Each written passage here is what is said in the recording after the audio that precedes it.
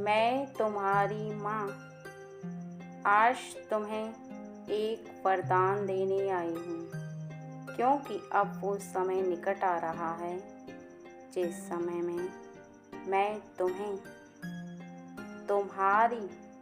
उस इच्छा के अनुसार तुम्हें फल दूँ। इसलिए मैं तुम्हें वह वरदान देना चाहती हूँ जिसके स्वरूप तुम्हें तुम्हारी इच्छा को पूर्ण होने का फल प्राप्त हो।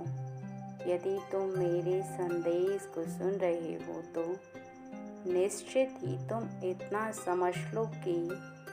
तुम्हारे जीवन में तुम्हें वो वरदान यदि प्राप्त हो गया तो जीवन में कभी भी ना तो कोई परेशानी आएगी और ना ही तुम्हारे जीवन में तुम्हें कभी भी समस्याओं का सामना करना पड़ेगा, क्योंकि वरदान के रूप में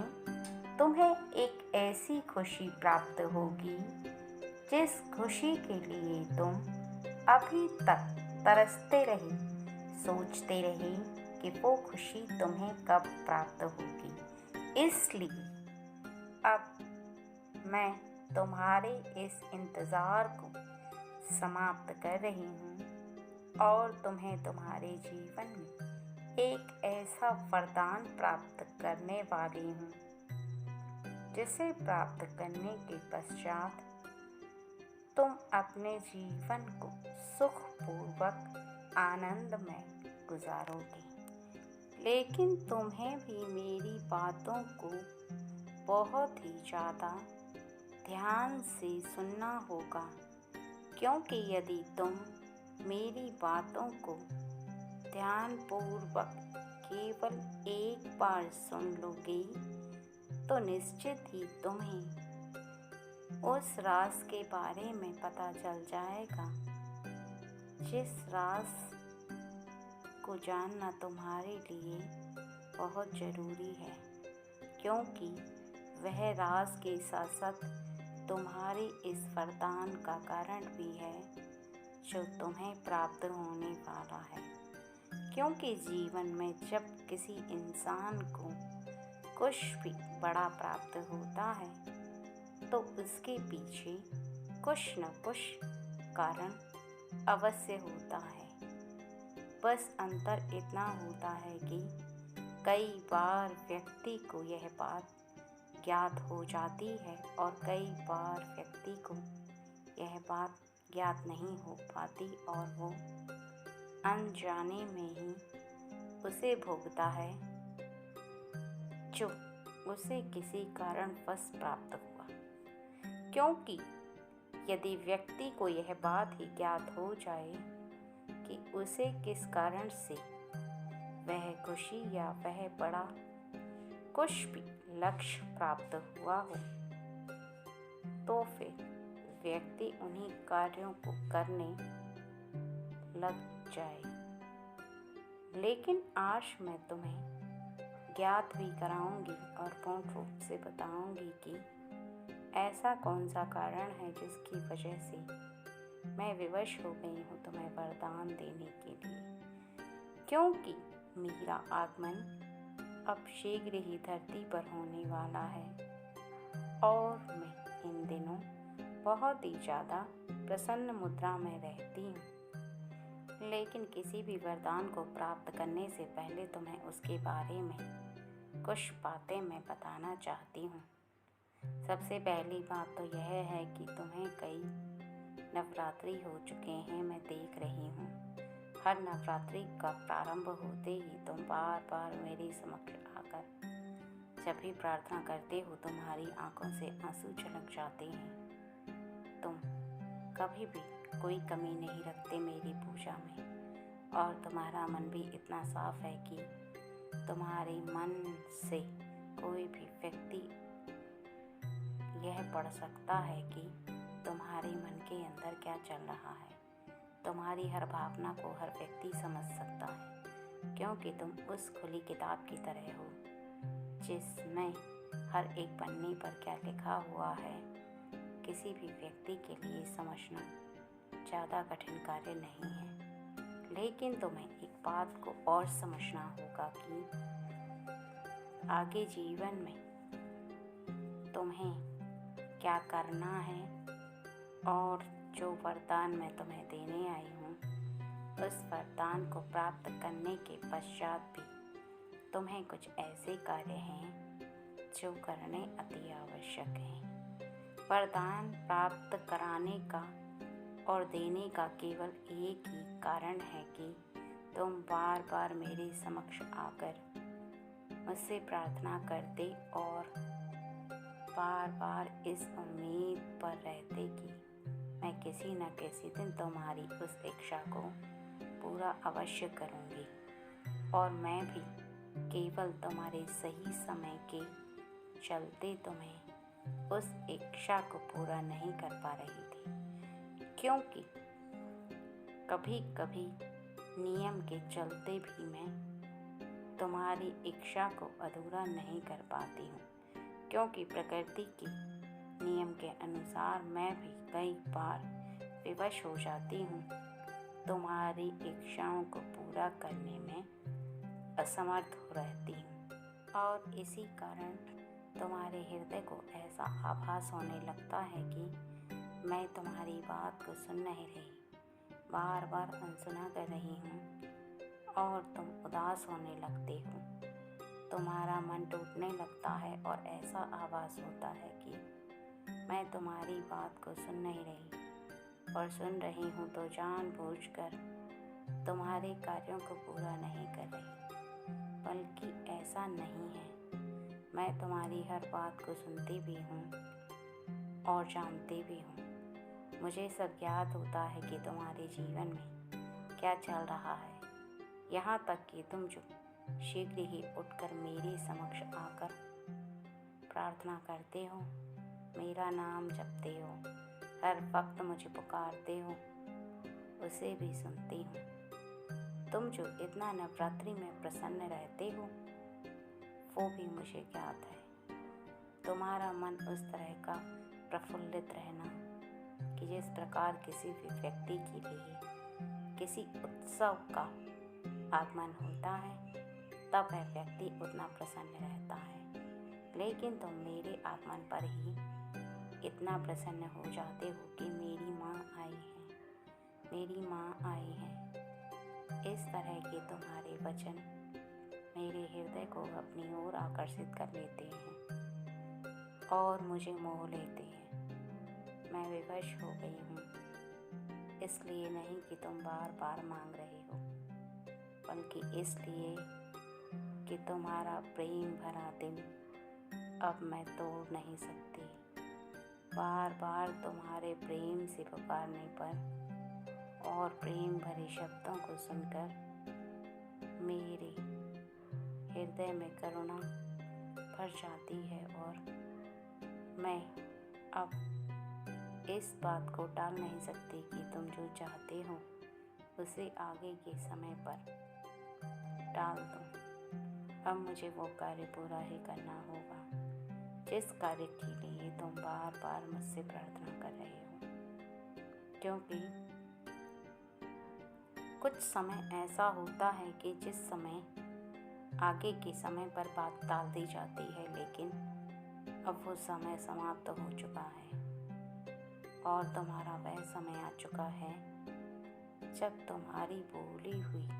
बात और मांगी हुई मुराद पूरी कर दी जाए। और मैं यह भी जानती हूँ कि तुम मुझसे क्या मांग रहे हो, लेकिन तुम निश्चिंत रहो, तुम्हारी सच्चे मन से बोली हुई बात को मैं अवश्य पूरा करूँगी। और तुम्हारे इर्द गिर्द के लोग जो तुम्हारे करीब हैं, जो तुमसे द्वेष भावना रखते हैं और बहुत ही ज़्यादा ईर्ष्या रखते हैं, वो और भी ज़्यादा ईर्ष्या रखना प्रारंभ करने वाले हैं, क्योंकि तुम एक ऐसे मुकाम पर शीघ्र ही दिखाई देना प्रारंभ कर दोगे जहाँ से उन लोगों को और भी ज़्यादा ईर्ष्या तुमसे होने लगेगी, क्योंकि तुम्हारे इर्द गिर्द रहने वाले व्यक्ति तुम्हें ऊंचाइयों पर नहीं देख सकते। तुम्हें आगे बढ़ते ही उनके मन की ईर्ष्या दुगनी हो जाएगी और उनके मन में बहुत ही ज़्यादा क्रूरता भर जाएगी। इस बात का ध्यान रखना कि हो सकता है कि वो व्यक्ति तुम्हें कष्ट पहुंचाना चाहे, क्योंकि कई बार जब व्यक्ति अपने कर्मों के बलबूते पर और ईश्वर शक्ति के आशीर्वाद से आगे बढ़ने लगता है, लेकिन कुछ ऐसे व्यक्ति जिनके अंदर क्रूरता भरी होती है, वो उस व्यक्ति को पीछे धकेलना चाहते हैं, आगे बढ़ने देना नहीं चाहते। उसका कारण केवल यह होता है कि उनके अंदर की गलत भावना उन्हें ऐसे कार्य करने पर विवश करती है कि जाओ उस व्यक्ति को आगे बढ़ने से रोको। किसी भी प्रकार से वो आगे नहीं बढ़ना चाहिए, बल्कि वो जीवन में जिस मुकाम को हासिल करना चाहता है। इसलिए बताई हुई बात को विशेष ध्यान में रखना अति आवश्यक है, और तुम्हें इस बात को भी ध्यान रखना अति आवश्यक है कि इस संसार में मित्र बहुत कम मिलते हैं, दुश्मन सबसे ज़्यादा मिलते हैं, क्योंकि लोगों को एक दूसरे से द्वेष भावना होती है। कोई भी किसी को आगे बढ़ता नहीं देख सकता और ना ही तरक्की करते देख सकता है। जलन होने लगती है व्यक्ति को जब कोई दूसरा व्यक्ति आगे जाना चाहता है।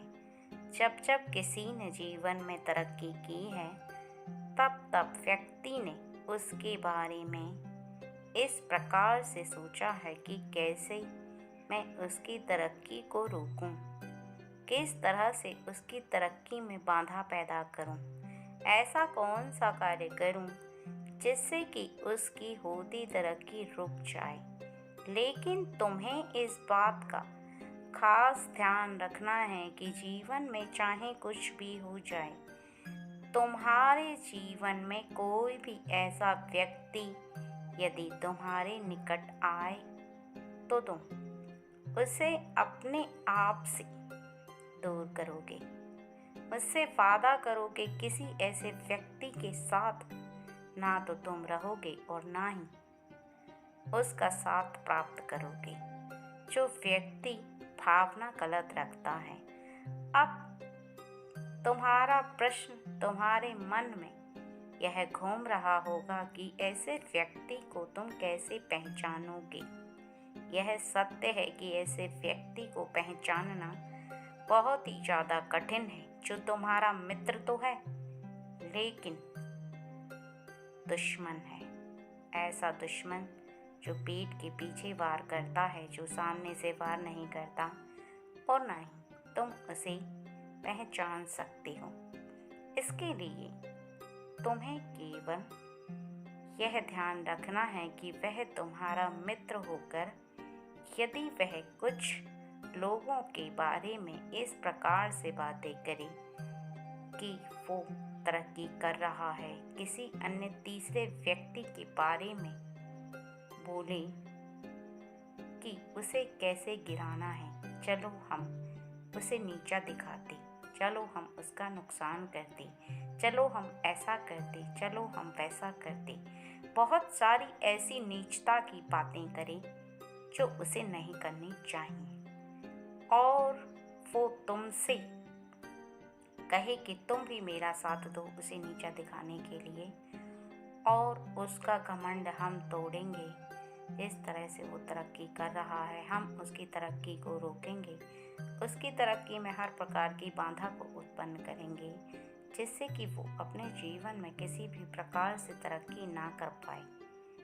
तो तुम समझ लेना कि वो व्यक्ति तुम्हारे जीवन में भी कुछ ऐसा ही करने वाला है, क्योंकि तुम्हें इस प्रकार से समझना होगा कि जब वह किसी और व्यक्ति के लिए इस प्रकार से सोच रखता है, तो उसकी ऐसी भावना तुम्हारे लिए भी होना कोई बहुत बड़ी बात नहीं है। भले ही तुम्हारा मित्र हो, लेकिन थोड़ी सी बात या थोड़ी सी गलती होने से तुम्हारी मित्रता से वह तुम्हारा दुश्मन बन जाए, यह कोई बहुत बड़ी बात नहीं, क्योंकि ऐसे व्यक्ति होते ही ऐसे हैं कि किसी के साथ मित्र बनने का दिखावा तो करते हैं पर मित्र बन नहीं पाते। किसी के जीवन में इस प्रकार से घुल मिलकर रहते हैं कि अगले व्यक्ति को पता ही नहीं हो पाता कि जिसे वह अमृत समझ रहे हैं और अमृत समझकर पी रहे हैं, असल में वह अमृत नहीं बल्कि विष की वो धारा है जिसे वो ग्रहण तो कर रहे हैं, लेकिन ग्रहण करने के पश्चात वो अपने जीवन में खुद को ऐसे विष से बर्बाद करने की कगार पर चल पड़े हैं। यह सच है कि ऐसे व्यक्तियों को कभी भी साधारण मत समझना और ऐसे व्यक्ति के अंदर इतना छलावा भरा होता है कि ऐसे व्यक्ति को पहचानना बहुत ही ज़्यादा कठिन होता है, क्योंकि जो जैसा दिखता है अगर वैसा ना हो तो और भी ज़्यादा मुश्किल हो जाता है उसके अंदर की भावना को परखना और पहचानना। बहुत ज़्यादा कठिन हो जाता है कि तुम उसके बारे में जो सोच रहे हो वो वैसा नहीं है और जैसा वो है वैसा वो दिखाई नहीं दे रहा। इस तरह से तुम एक ऐसे भंवर में फंस जाते हो जहाँ से निकलना तो दूर की बात है, तुम निकलने के बारे में सोच भी नहीं पाते,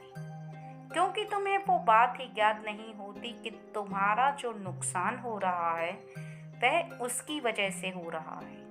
जो तुम्हारी दिनचर्या है, जिस प्रकार के तुम्हारे कर्म हैं, जिस प्रकार की तुम्हारी सोच है, वो धीरे धीरे करके परिवर्तित कर देता है और तुम उसे भांप भी नहीं पाते, क्योंकि जो मीठा बनकर रहता है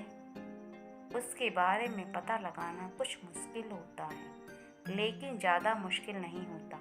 यदि तुम ध्यान से उसको देखोगे और सोचोगे, उसके बारे में विस्तार से जानना प्रारंभ करोगे, तो मैं वादा करती हूँ कि मैं स्वयं तुम्हें वह बुद्धि दूंगी जिससे कि तुम उसे समझ पाओगे। और इस प्रकार तुम समझो कि वह व्यक्ति जो तुम्हारे जीवन में कभी भी तुम्हारे निकट रहकर किसी के बारे में गलत भावना रख रहा है,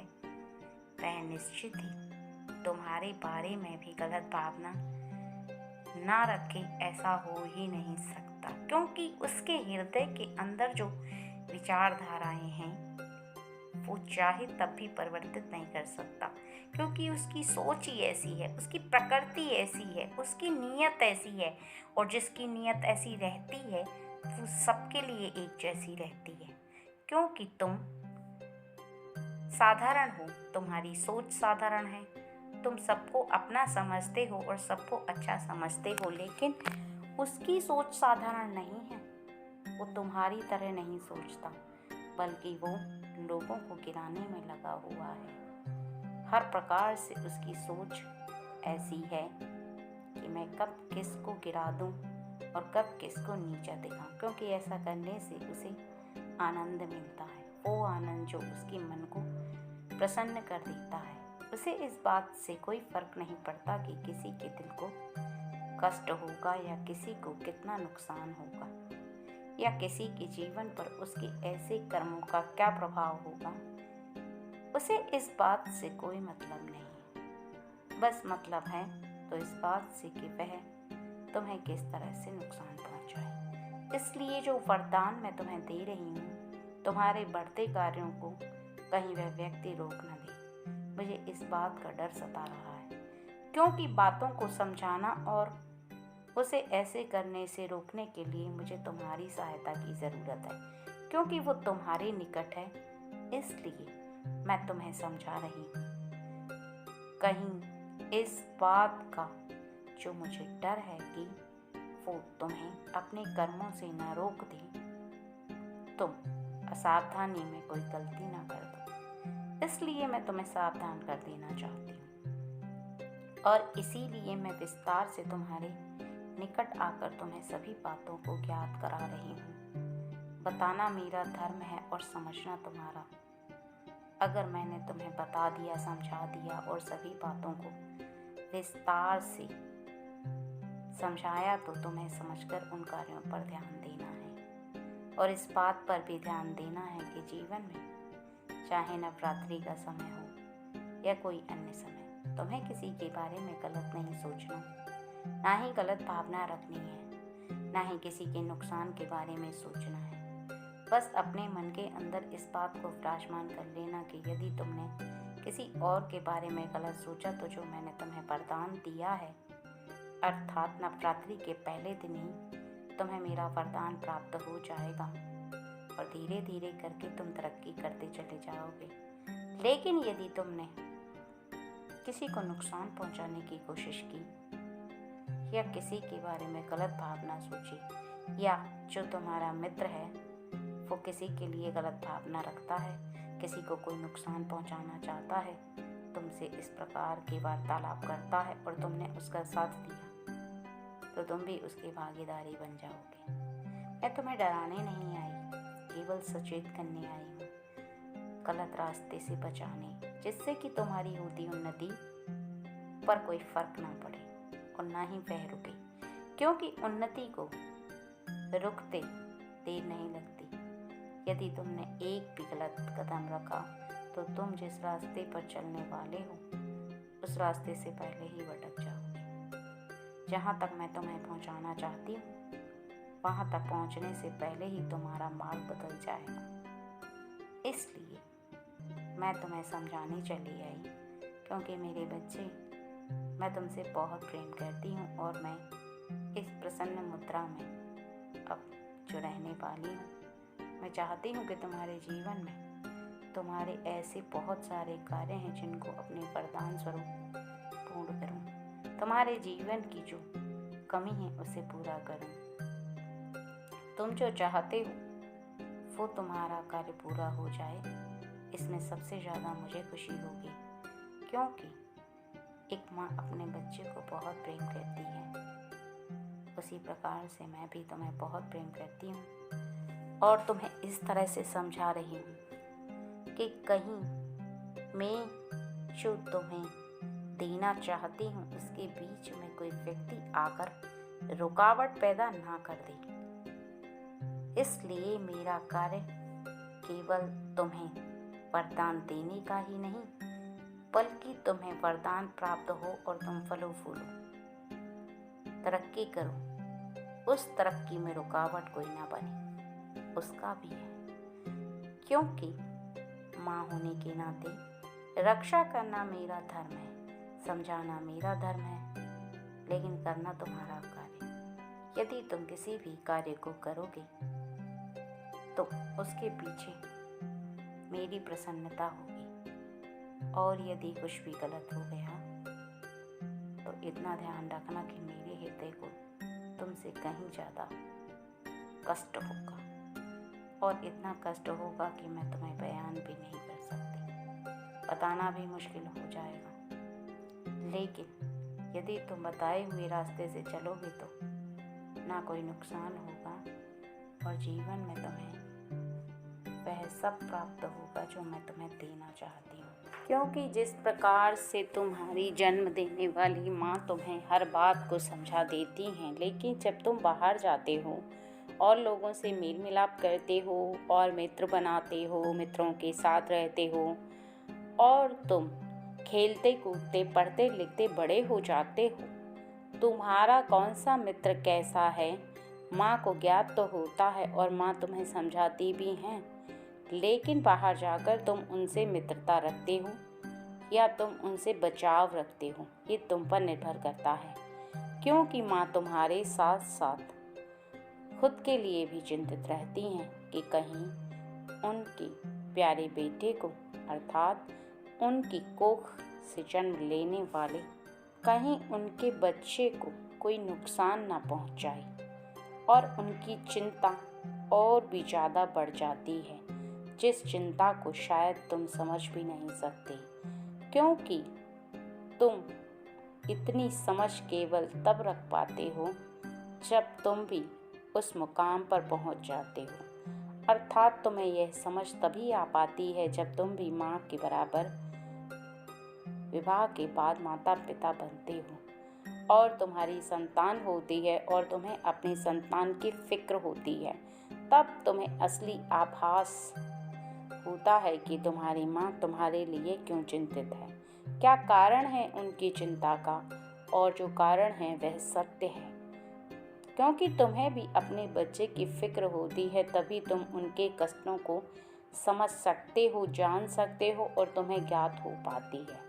लेकिन तब तक बहुत देर हो चुकी होती है। इसलिए बताई हुई बातों को यदि अभी स्मरण रखोगे तो जीवन में आगे जो तुम बढ़ने के रास्ते प्राप्त करोगे उससे तुम वंचित नहीं रहोगे। और यदि तुम उन लोगों के साथ रहोगे जो लोग दूसरों के बारे में गलत सोचते हैं तो निश्चित ही तुम्हारे लिए भी वो गलत सोचकर तुम्हें गलत रास्ते पर ले जाएंगे, साथ साथ तुम्हारा भी कुछ न कुछ नुकसान करेंगे। ऐसा कभी भी नहीं होता है मेरे बच्चे कि जो व्यक्ति दूसरों के लिए गलत सोचते हैं वो तुम्हारे लिए कभी अच्छा करेंगे। जिनकी सोच ही गलत होती है वो कितना भी प्रयास कर लें लेकिन किसी और के बारे में अच्छा सोच ही नहीं सकते। उनकी सोच में ही खोट रहता है और वो ऐसे जीवन में जीते हैं कि तुम कभी भी उनके निकट रहोगे तो तुम्हारे लिए अच्छी ज्ञान की बात वो कभी नहीं बताएंगे। कुछ ऐसी बातें बताएंगे जिससे कि तुम अपना मार्ग भटक जाओगे और जो इतने वर्षों बाद तो मेरे वरदान को प्राप्त करोगे उसका भी लाभ नहीं उठा पाओगे, क्योंकि वरदान शीघ्र ही नहीं दिया जाता है। कई समय के बाद तुम्हें वह वरदान प्राप्त होता है जिसके लिए तुम परेशान होते हो, तपस्या करते हो और बार बार तुम मनोकामना मांगते हो, प्रयास करते हो, कार्यों को करते हो, तब जाकर तुम्हें वह वरदान प्राप्त होता है। लेकिन वरदान तुम्हें फले फूले इसके लिए भी तुम्हें अपने जीवन में कुछ बातों को जो मैंने बताए हैं उनको ध्यान रखोगे तभी तुम्हें वरदान का लाभ प्राप्त होगा। अन्यथा तुम्हें वरदान का ना तो लाभ प्राप्त हो पाएगा और ना ही जीवन में तुम उन्नति तरक्की कर पाओगे, क्योंकि जीवन में बहुत ज़्यादा कष्ट मिलने लगते हैं जब तुम राह भटक जाते हो और तुम्हारा जीवन तब सरल बनता है जब तुम सही रास्ते पर चलते हो। तो कुछ समय परेशानी के बाद तुम्हारे जीवन में तुम उस मुकाम पर पहुंचने लगते हो जिस मुकाम पर तुम्हें पहुंचना चाहिए। और एक बात का अवश्य स्मरण रखना कि किसी के बहकावे में आकर अपने माता पिता से ना तो गलत भाषा में बात करना, ना ही गलत शब्दों का प्रयोग करना, क्योंकि कई बार तुम अपने मित्रों के बहकावे में आकर ऐसे अपशब्द अपने माता पिता के समक्ष बोलने लगते हो जिसके अर्थ का भी आपको पता नहीं होता और ऐसे में जीवन और आपकी गिरावट में आता है। क्योंकि जीवन में जब भी आपने अपशब्दों का उच्चारण किया है तब आपकी जुबान से सरस्वती हट जाती हैं और आपके जीवन से लक्ष्मी भी हट जाती हैं, क्योंकि अपमान से इंसान का मान कम होता है। लेकिन यदि किसी भी मान सम्मान वाले व्यक्ति का आप अपमान करते हो तो साक्षात आपके साथ रहने वाले ईश्वर की शक्ति का आप अपमान करते हो, क्योंकि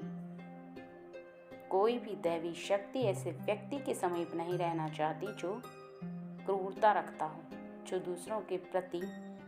या अपने माता पिता के प्रति अच्छी भावना ना रखता हो।